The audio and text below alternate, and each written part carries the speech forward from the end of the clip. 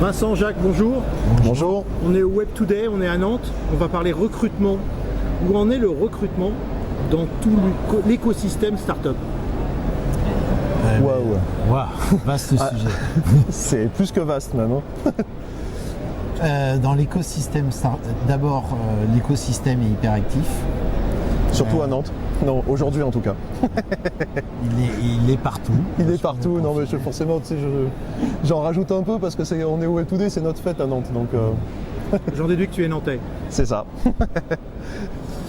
Et moi normand. C'est ça. Mais un peu bordelais et marseillais aussi.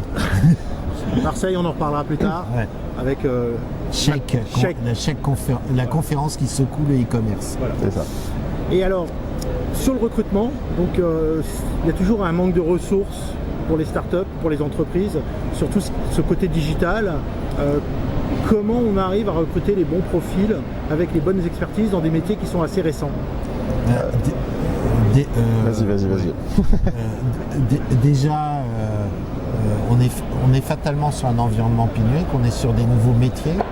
La plupart des métiers n'existaient pas il y a 15 ans, ou des technologies. Le métier de développeur existait il y a 15 ans, mais on parle de PHP, de Ruby on Rails, d'Android, etc. C'est des technos qui existaient il y a moins de 10 ans que ça existe. Si on prend Android, c'est 5 ans à peu près. Donc on a affaire à des tas de métiers et à un besoin qui est colossal, parce que là on parle des startups, mais tout l'environnement numérique bouge. Aujourd'hui, tu prends n'importe quel métier, un avocat, un notaire, un médecin, un DAF, un RH, font appel au digital d'une façon ou d'une autre.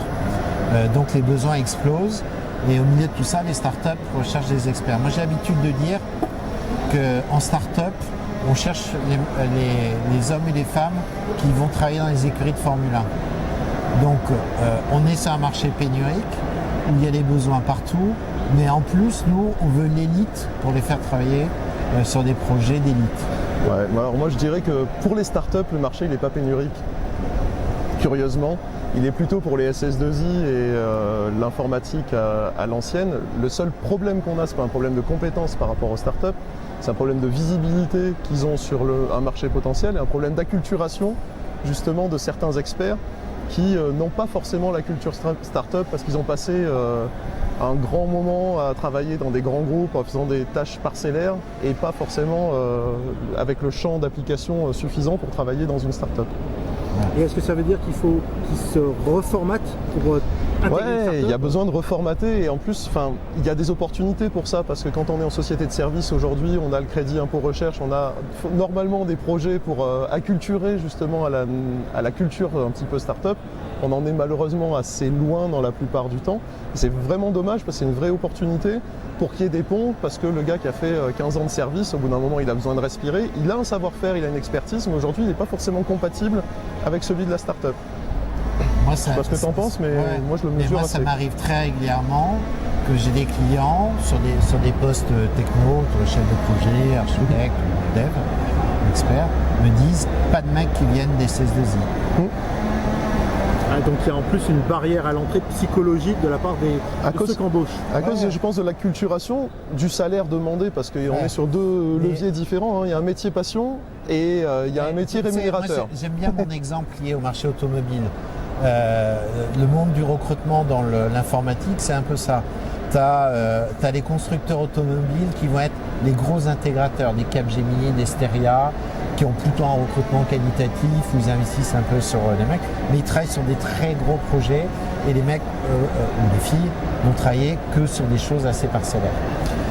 Après, tu as les concessionnaires automobiles, donc là c'est la SS2I, avec dans la palette des concessions automobiles, le petit truc à la campagne qui tient du garagiste bricolo,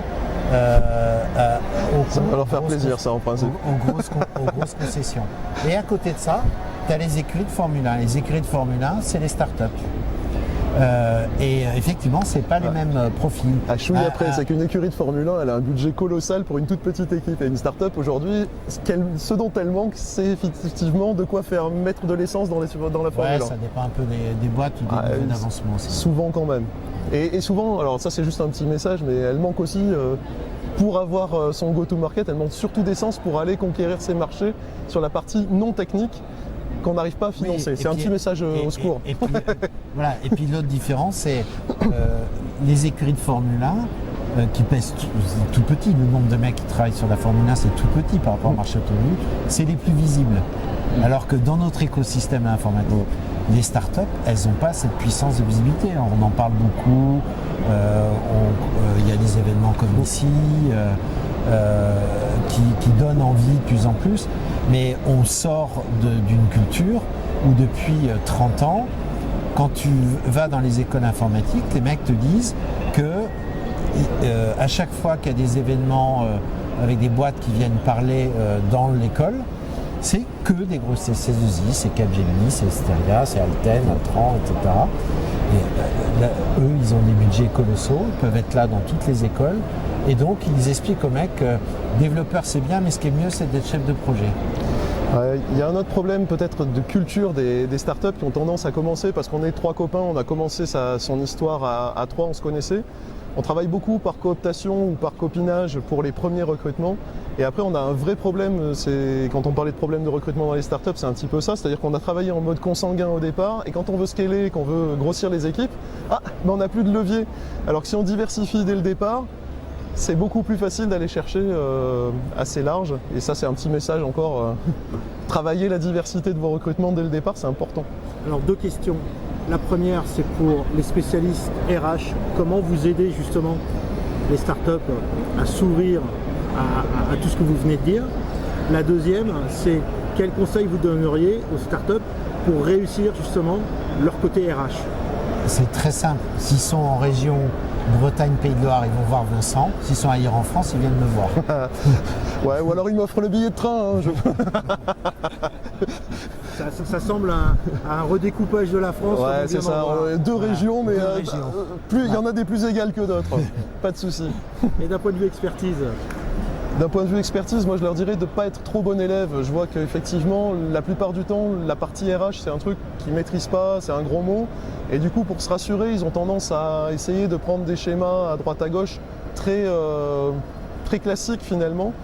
Alors qu'en fait, il faut qu'ils osent, comme ils ont osé sur leur partie startup, il faut qu'ils osent sortir du cadre, qu'ils osent l'événementiel, qu'ils osent tester des trucs, parce que c'est aussi ça qui est leur culture, et il faut qu'ils se rapprochent des gens qui ont leur culture. Donc il ne faut pas hésiter à briser les codes, à faire pourquoi pas un petit bout de blog pendant 15 jours, l'animer, faire un truc.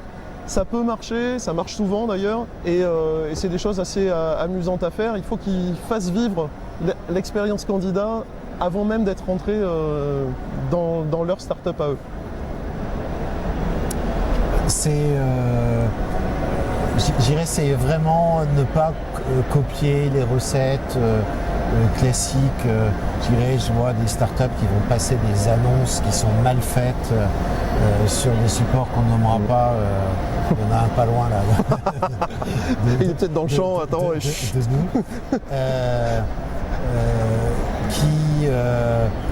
Qui disent pas bien déjà ce qu'ils devraient faire à la base, c'est bien gérer leur réputation de start-up, c'est avoir des vrais profils d'entreprise sur les réseaux sociaux, c'est avoir des comptes Twitter qui soient à minima actifs, c'est être présent dans des événements. Quand je recrute des devs, c'est plus facile d'aller dans des événements de dev quand je suis une start-up et de parler de ce que je fais, etc. Parce que c'est comme ça qu'on recrute bien. Pas hésiter dans des événements comme ça, faire du street marketing. Ils peuvent mettre des QR codes partout dans les toilettes, dans les machins. C'est dans l'esprit. Enfin, il faut qu'ils travaillent leur communauté par tous les moyens possibles. Voilà. C'est être contributeur sur l'open source. Voilà, il y a plein de moyens de se faire reconnaître. Après, ça c'est pour les phases où on est encore petit. Et après, souvent dans les startups, il y a la phase d'accélération de la vraie levée de fonds avec des fonds qui vont mettre au-delà d'1 million d'euros. Ça, c'est souvent, moi je vois ça, on change d'univers. On n'est plus la bande de copains qui crée un truc. Là, on est en train de se professionnaliser. Et là, il y a un vrai coup de boost. Et là, ça peut être intéressant d'aller voir des gens comme nous.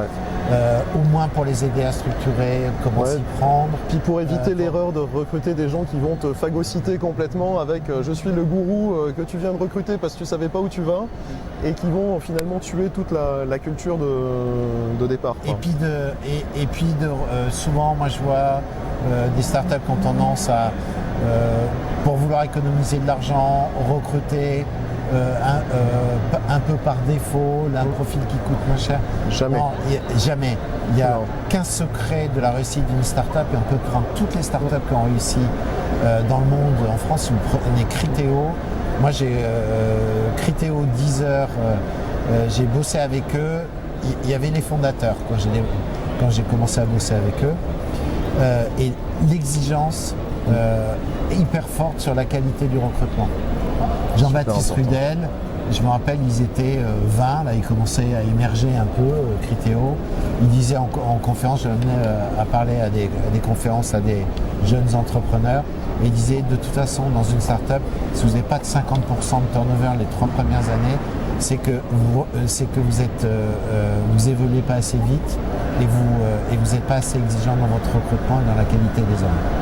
Donc le turnover devient un critère d'évolution de performance. Et puis faire attention. C'est un peu poussé à mon goût, mais c'est pas complètement faux ce qu'il disait. C'est qu'il faut être ultra exigeant. La recette de quel coup, la réussite de quel coup, la réussite d'e-buzzing menée par le même homme, c'est la même.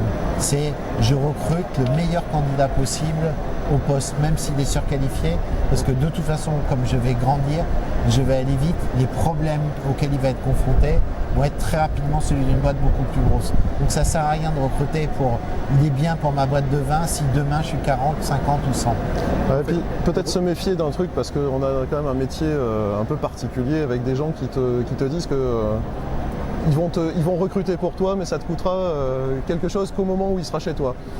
Ça c'est pas vrai, hein. Si tu l'as pas en magasin à l'instant, tu vas pas chercher, tu vas pas investir dans ces trucs-là. Donc nous, on est capable d'être souple vis-à-vis des startups, de leur trouver des modèles qui leur vont bien pour rentrer dans leurs préoccupations de trésorerie et tout ça. Par contre, le mec qui dit ça va rien te coûter, sauf si éventuellement je te trouve le mec en fonction du doigt mouillé, c'est un modèle qui marche pas. Le 100% succès et j'ai pas d'engagement, ça marchera pas. C'est vraiment un showstrap à éviter et c'est valable pour les startups, c'est valable pour tout le monde. S'il n'y a pas d'investissement, d'engagement de la startup avec son prestataire, ça peut pas marcher. Je sais pas si tu es d'accord avec moi, je pense qu'on ne se trompe pas là-dessus. Et ça on le voit, il y a un modèle de cabinet